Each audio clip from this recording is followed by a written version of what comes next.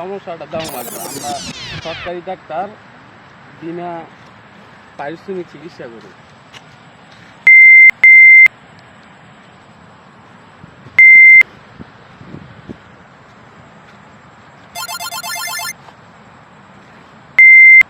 আমাদের রমজান ভাই মানুষকে ফ্রিতে চিকিৎসা দিচ্ছে। মেশিন দেওয়া দেওয়া হচ্ছে।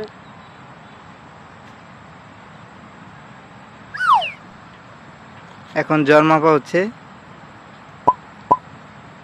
একটা পড়া দুয়ার দিয়া বিড়ি খান নাকি? বিড়ি খাওয়া বাদ দেওয়া লাগবো। বিড়ি খাইলে সমস্যা বাড়বে, আসলে চলতো না। বিড়ি খাওয়াটা কমাইতে হবে। আইসে দৈনিক 7-8টা বিড়ি খান, এই সর্বনাশ। বিড়ি কমায় খাইতো।